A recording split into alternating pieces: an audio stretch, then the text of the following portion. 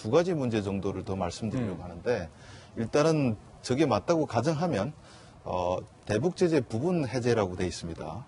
그러면 어떤 제재를 해제해 줄 것이냐 이게 지금 문제고 당연히 북한은 가장 아픈 것부터 풀려고 할 겁니다. 가장 아픈 거. 네, 그러면 가장 아픈 게 무엇이냐 어떤 걸 풀어줄 것이냐 우리는 지금 개성공단 금강산 같은 얘기를 하는데 북한 입장에서 그게 지금 외화의 포션을 볼 때 그 중요한 거 아닙니다. 예. 지금 제일 중요한 것은 석탄을 팔아야 돼요. 석탄. 석탄을 팔아야 15억 불, 20억 불 벌 수 있거든요. 그래서 돈을 벌기 위해서는 석탄 제재를 해제해달라. 이게 지금 가장 아픈 것이고. 근데 그것보다 더 아픈 게 있습니다. 지금 당장은. 예. 그러니까 북한에서 이쪽에 지금 나와 있는 북한 그 측 인사들하고 얘기를 해보면 석탄보다 더 아픈 거. 예, 더 아픈 게 바로 들여 못 가는 겁니다. 수입입니다. 그래서 지금 원산 갈마지구 관광공사도 거의 올스톱 됐습니다. 왜냐하면 호텔 골조는 세워놨는데 뭐 이렇게 뭐 침대라든지 뭐 변기라든지 이런 거 다 수입에 들어가야 되지 않습니까? 근데 그걸 못 들어가가지고 지금 모든 게 스톱된 상태입니다. 네. 그래서 지금 북한 측의 제일 고민은 누가 대신해서 몰래 밀수를 해줄 것이냐 이걸 찾습니다. 그래서 어쩌면 수입하는 걸 먼저 풀어달라 이걸 요구할 수 있다 이렇게 볼 수 있고요. 또 하나는 종전선언 같은 경우는 물론 그렇습니다. 북한 입장에서 한번 종전선언 바라보자 하면 북한 입장에서 이게 절대적으로 필요할까? 근데 봤을 때 저는 북한은 실속으로 따졌을 때 종전 협정은 자기들이 원하는 순위에서 한 5번째 밖에 아니겠나 이런 생각이 듭니다. 그러니까 별로 이렇게 실익 없는 것을 북한 입장에서 봤을 땐 실익 없는 걸 받아간다 이렇게 생각할 수도 있습니다. 북한도 네. 별로 종전선언 그렇게 간절하게 원하지는 않는 것이다. 일단은 석탄. 그보다 더 급한 거는 들어오는 수입 제재 완화다. 막전 막후 내용 함께 짚어보고 있습니다. 네 번째 막전 막후 포인트도 무엇인지 한번 직접 살펴보시죠.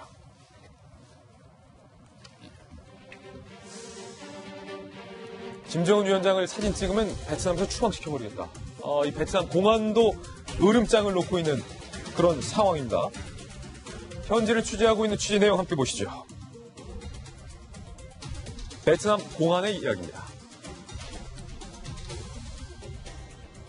휴대전화를 확인하겠다. 김 위원장이 찍혔을 경우 베트남에서 추방하겠다. 그리고요. 북한 경호 담당자는 경비를 더 삼엄하게 하라. 월남을 웰남이라고 하는군요. 웰남은 사회주의 아니냐. 그래서 우리가 온 거다. 김병 박사님. 네. 우리 취재진이 김정은 위원장의 모습을 어떻게든 한번 우리 국내에 있는 시청자분들에게 전해드리기 위해서 열심히 취재하고 있는데 네. 거기다 대고 추방시키겠다. 우리 대한민국 박항서의 나라입니다. 그러면 안 되시고요. 예, 박항서의 나라다 우리가. 그럼에도 불구하고 지금 김정은 위원장의 심기를 불편하지 하게 않기 위해서 베트남이 할 수 있는 모든 조치를 지금 최선을 다해서 다 취하고 있는 것 같습니다. 오늘자로 이제 북한과 미국의 정상회담이 끝나게 되면은 이 베트남에 있는 수많은 지도자들과의 회담이 내일과 모레로 다 계속해서 연장선상에 있는 상황이기 때문에 김정은 위원장과 트럼프 대통령의 회담을 베트남이 유치함으로 국제사회의 모든 시선을 쏠리게 되는 것이고 앞서 얘기했던 하롱베이 그리고 하이퐁 등이 또 김정은 위원장이 방문할 수 있는 가능성이 여전히 열려있는 상황입니다. 지금 저 하노이 시내 같은 경우는 우리 대한민국 국민들 입장에서는 베트남에 가면 하노이보다는 여전히 다낭이라든지 여러 관광지들을 선호하게 되는데 아마 하노이를 들리게 되면은 메트로폴, 이 소피텔 메트로폴 호텔이라든지 트럼프 대통령이 묵었던 이 JW 메리어트 호텔 등이 이제 유명한 명소가 될 수도 있거든요. 그렇죠. 게다가 지금 현재 김정은 위원장이 묵고 있는 곳은 메리아 호텔이고요. 회담장으로 볼 수 있는 메트로폴 호텔 같은 경우에는 과거 같은 경우는 찰리 채플린이 본인의 신혼여행을 갔던 곳으로도 잘 알려져 있는 곳이기도 한데 그와 같은 방식으로 전 국제사회 속에서 이번 베트남의 하노이가 상징성을 가지고 홍보할 수 있는 굉장히 좋은 하나의 장이기도 하거든요. 과거 싱가포르 회담에서 적은 금액의 돈을 투입하고 국제적인 관광 명소로서 또다시 이 명성을 떨쳤던 것처럼 베트남 입장에서도 북미 정상회담을 아주 안정적이고 성공적으로 치러내기 위한 여러 가지 고심들을 하고 있는 상황인 것 같습니다. 얼마 전에 하워드 엑스라 그래서 김정은 위원장의 똑같이 코스프레한 인물에 대해서도 위험할 수 있다 그래서 결국은 추방을 하지 않았습니까? 우리가 보게 됐을 경우에는 좀 너무 과한 것이 아니냐라고 할 정도로 이 베트남 입장에서는 이 경호라든지 그리고 여러 가지 준비에 만반의 기하고 있는 상황인 것 같은데요. 일단 오늘 회담의 성과가 어떻게 나는지에 따라서 이렇게 베트남이 준비한 내용들에 대해서 그 빛이 정말로 바라게 될지 아니면 빛이 바랄지가 오늘 회담 성과에 따라 또 다르게 나타나지 않을까. 저 말을 사실은 저희 후배 기자가 현장에서 취재하다가 들었거든요. 당연히 추방시키겠다. 근데 그게 그냥 으름장으로 들리지 않는 게 김수현 박사님. 베트남이 벌써 누구 한 명을 추방시킨 바가 있잖아요. 가짜 김정은. 아, 그렇죠.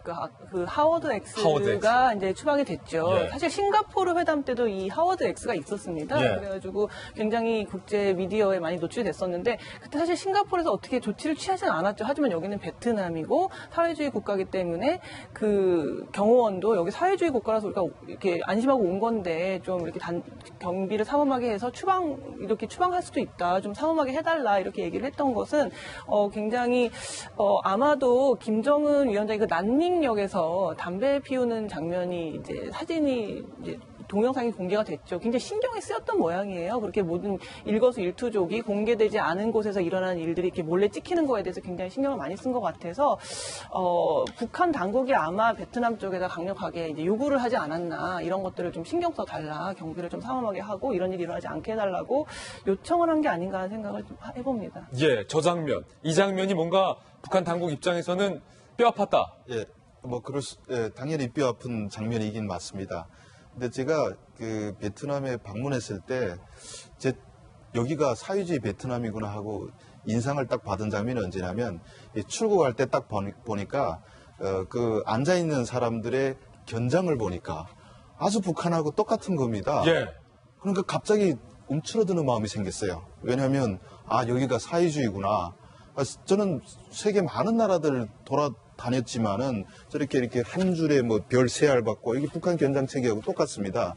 그래서 이제부터 내가 좀 마음가짐을 좀 잘해야지 여기서는 별일 다 겪을 수 있겠구나. 예. 그리고 그 견장에서 풍기는 아우라가 뭐냐면 바로 그 권위주의에 대한 회상 이런 것들을 떠올렸습니다.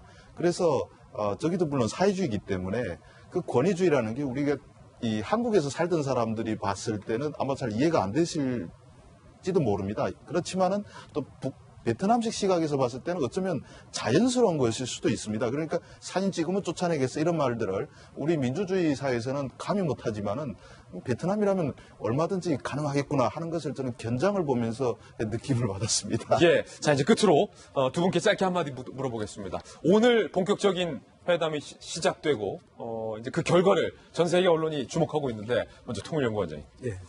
오늘 회담을 앞두고 한마디 조언을 해주신다면.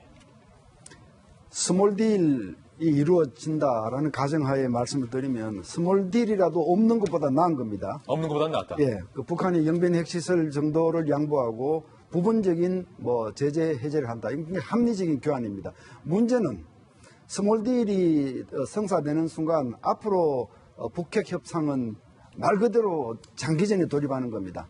이건 인크리멘털 머들링 스루 프로세스라고 얘기할 수 있습니다. 그러니까 북한 입장에서는 한없이 시간을 끌고 가면서 많은 반대급부를 얻어내려고 할 텐데 여기에 한국이 어떻게 대처하느냐 하는 문제는 별개의 문제로 남습니다.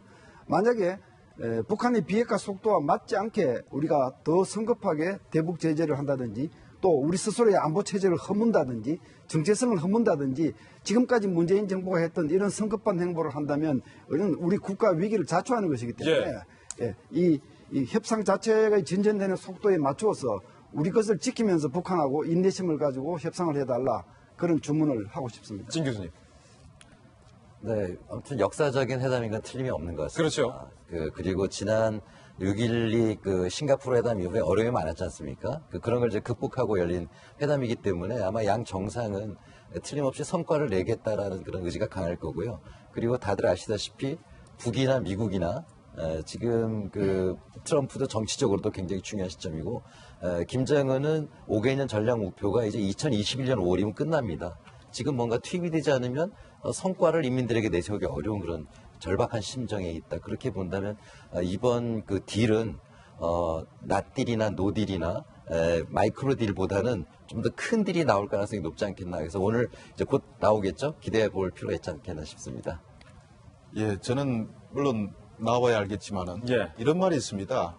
전투에서는 이기고 전쟁에서는 진다는 말이 있습니다.